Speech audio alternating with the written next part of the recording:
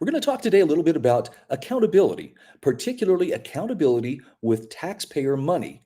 Now, you probably think I'm going to be talking about, school choice, vouchers, that kind of thing. No, we're talking about actually a government agency that seems to have lost track of a few $1 million here and there. Shouldn't be a big deal. Also, the Ida hoax continues. And, for all the mudslinging and all of the emoting and virtue signaling about how racism is wrong, which it is, but no one has provided anything approaching proof that a racial attack took place in Coeur d'Alene. I've got the details coming right up. Bias, the Idaho Press Club are biased, all media, newspaper, radio. To be completely blunt here, Brian, and there are plans to expand indoctrination. That's right. Well, Idahoans are also concerned. Horror shot. That line would be moving a little bit farther west. I'm like crying. Nobody wants to see dark money is influencing policy in our state. Well, that's not how this works. I'm Brian Hyde, and this is Nowhere to Hide. Twice a week, I get the opportunity to sit down and review certain stories and certain things that are being covered by our legacy press that somehow leave out very important facts and very important context that would allow the viewer, the listener, the reader to make their own informed conclusions. Now, it's not that I have all the answers. I'm not the fount of knowledge. But I am someone who really doesn't like to be lied to. I don't like to see things misrepresented, particularly as it applies to government or use of taxpayer money, or for that matter, just people trying to impose their will on others. So with that, let's jump right in. And we begin with what started out this morning as a fairly big controversy in the Idaho legislature. Brian Allman from the Gem State Chronicle does a wonderful job of recapping this. In fact, I'm going to recommend, if you don't follow him on a regular basis, you're missing out on a truly remarkable resource. Brian, I think, is very even-handed in how he approaches these stories. And this is a story that really needs to be on people's minds. Here's the headline: State agency loses track of nearly $5 million. Now, what's the big deal, right? We deal in billions and trillions when we talk about government. That's money, though, that taxpayers had to work to earn. Government doesn't create wealth. It can only confiscate it. It can only take it from the productive parts of society and then put it to uses that it deems more important. So what happened? Well, here's the lowdown. The Joint Finance Appropriations Committee, or JFAC, held a surprise meeting this morning to discuss an urgent request from the Idaho Division of Vocational Rehabilitation for a $2.7 million supplemental budget increase. Now, Brooke Dupree, the budget and policy analyst in the Legislative Services Office, explained that the division somehow ended up short $4.7 million on their budget for fiscal year 2024, and they're asking for $2.7 million to cover outstanding invoices and other obligations. So this is the request that was put forward. The Division of Vocational Rehabilitation recently attempted to pay an invoice, and their system blocked it. After investigating, they found they've been monitoring available cash and not appropriation. So they're estimating a budget shortfall of $4.7 million to pay outstanding invoices, as well as obligated fees, and continue providing services for the final quarter of fiscal year 2024. Now, the agency plans to make up $550,000 using current salary savings. A supplemental appropriation of $2.7 million would require a decrease in services for the final quarter, as well as a delay of some payments till fiscal year 2025.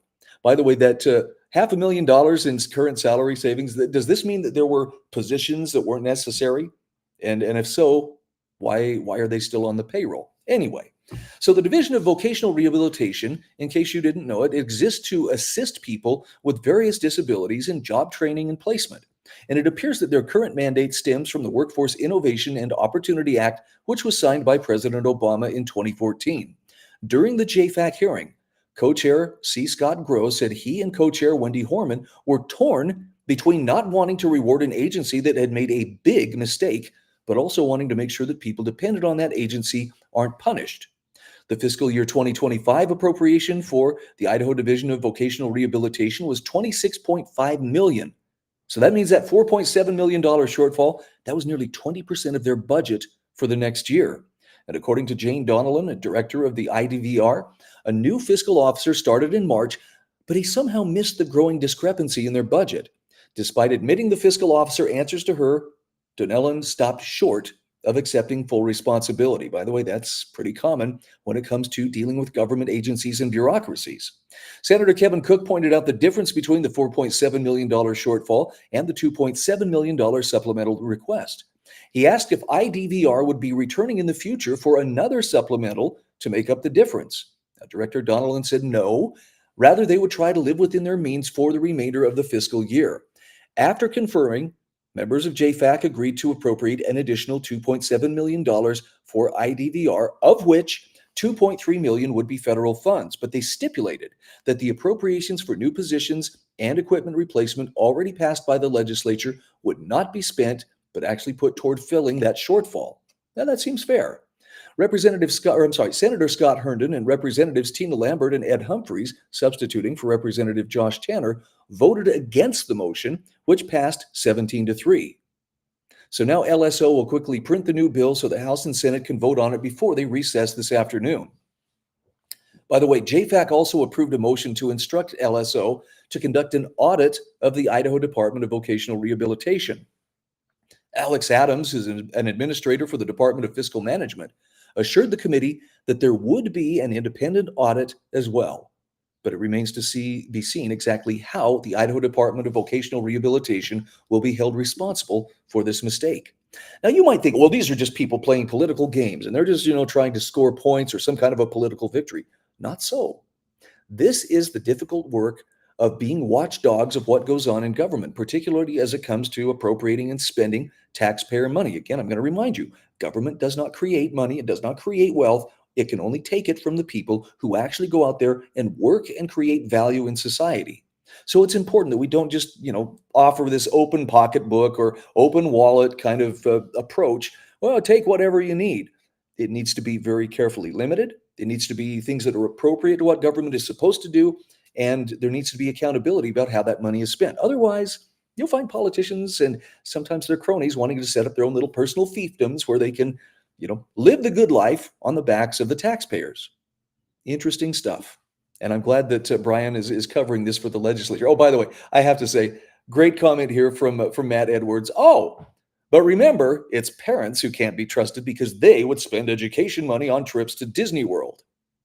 Yeah, the accountability from private schools is there in whether or not parents continue to send their kids to those schools. With government, where's the accountability? Well, when they run for election, oh yeah, when they can say the right things to get voters to vote for them, or do all the things to keep their donors or their lobbyists happy. Yeah, it's kind of an amoral approach. Speaking of amoral, okay, this is the tempest in a teapot that's been brewing for over a week in northern Idaho, but nothing illustrates better what's happening than it's not just Democrats. There are a lot of Republicans who jumped on the bus here too to assure us that Idaho is too great for hate. Now, they're not wrong in the sense that, hate is not a good quality. It's not something that anybody should aspire to. However, the alleged incident that took place in Coeur d'Alene, the proof has yet to be seen, as I will show you with a couple of different news headlines. I want you to follow the progression of how the press jumped on this. Here's the Idaho Statesman, faithful because they are the furthest to the left, to come out and push those hot buttons. Racial attack in Coeur d'Alene shows more work needed to combat racism in Idaho. So they come right out and call it a racial attack. I mean, this was like the day after the story broke. Next, there's a headline. Coeur d'Alene police have one video related to racial harassment of Utah teen, and they seek more. Now, that one video that they have, by the way, was released early on, and I believe it was Idaho Tribune that originally released it. But that one video was nothing more than the teen on a closed circuit camera walking out of the restaurant and out of view.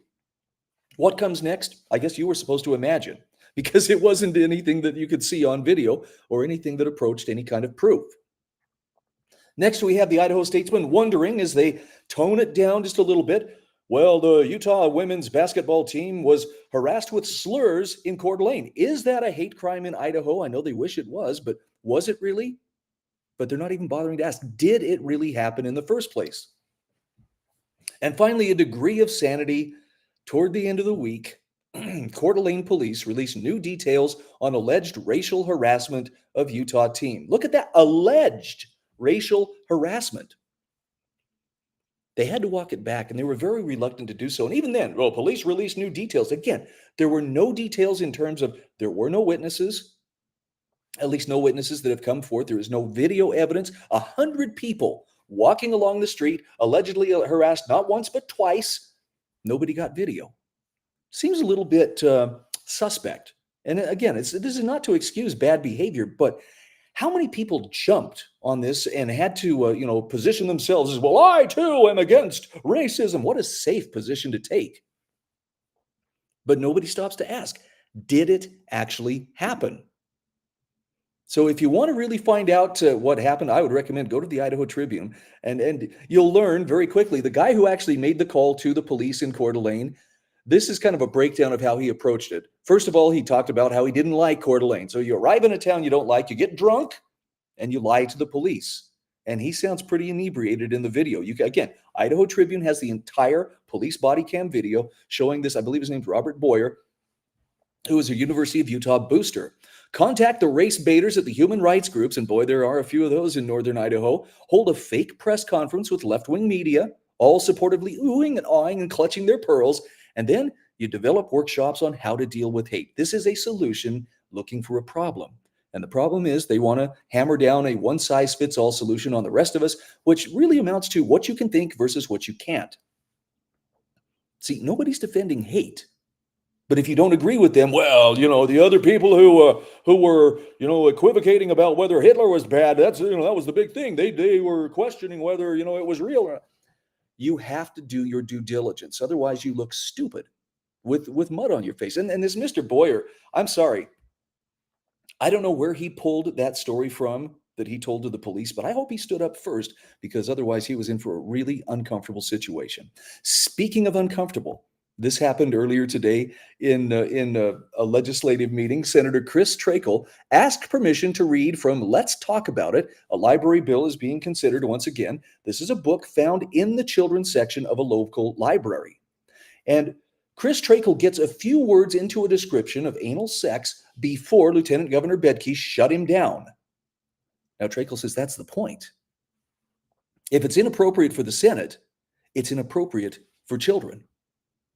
And isn't this again but only people who hate would ever protest such a thing or claim that such a thing is going on?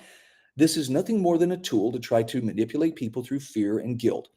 Guilt that, I don't want to sound like I'm a hater or like I'm some kind of a bigot, and fear of, I don't know what I can say, so I'm off balance and not sure, what words to use. I guess I better defer to those who are the tolerant among us, the ones who are decreeing what is acceptable versus what isn't. Note the direction that this is taking us. And if you want to see, what does it look like when you get to the end of that road? Well, here's a good example. A new hate crimes law passed in Scotland in which the police will decide whether or not someone's comments so much on social media constitute hate. Now, this is a well-known trans activist, Rajan Barrow. Today's posts by J.K. Rowling were calculated to cause maximum impact on a day when a law protecting trans people came into effect in Scotland. Her canon of posts, particularly against India Willoughby, which she continues to communicate through, despite my advice that she take them down, is an act of deliberate defiance. J.K. Rowling has challenged the police of Scotland and Procurator Fiscal Service to take action. If this new legislation is to have any meaningful impact, Police Scotland must mount a full investigation. Now, you're probably wondering, what did J.K. Rowling say that was so outrageous? She has been accused of not being sufficiently accommodating of trans ideology or LGBTQ, ideology. And that's her right. She's not been hateful at any turn, at least that I've seen, other than she has, clung to reality like a lot of us prefer to do, rather than allow herself to be drafted against her will into somebody else's fantasy or somebody else's delusions. So here is the tweet that she sent out when this law passed in Scotland. And I think this is the way you do it. This is her tweet down at the bottom. She says, I agree, I have been deliberately defiant, in spite of some random bloke's advice. A full investigation must be mounted. Now, Kodiak Bear puts this into perspective and says, J.K. Rowling is a hero. How many people could face imprisonment for having an unapproved opinion and basically say, go F yourself? Bring it on. And that's really, I'm not saying you have to, tell people GFY, but I'm saying knowing who you are, knowing what you stand for, and understanding that somebody else's interpretation, well, I think that's hateful. That's too bad. What you think is interesting, but that doesn't mean that therefore I should submit my control over what I think to you and defer to whatever you tell me is appropriate or not. It doesn't work that way. And if you are comfortable and know that you are a decent person and that you don't go around treating other people badly, then you just lean into it. Be bold. I think J.K. Rowling is like, sure, come and get me. Let's make a case out of this. She's calling their bluff. And frankly, maybe she'll like Jordan Peterson. Dr. Jordan Peterson found out up in Canada, where the College of Psychology, threatened to take away his license if he didn't go and re-educate himself. And he basically told him, stuff it.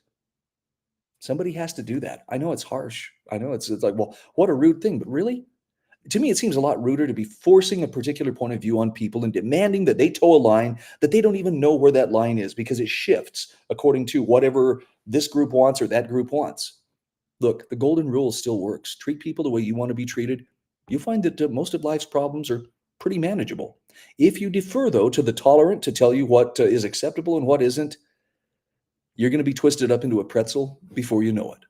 I'm Brian Hyde, and this is Nowhere to Hide. Bias, the Idaho Press Club are biased, all media, newspaper, radio. To be completely blunt here, Brian, and there are plans to expand Indoctrination. That's right. Well, Idahoans are also concerned. Horror shot. That line would be moving a little bit farther west. I'm like crying. Nobody wants to see Dark money is influencing policy in our state. that's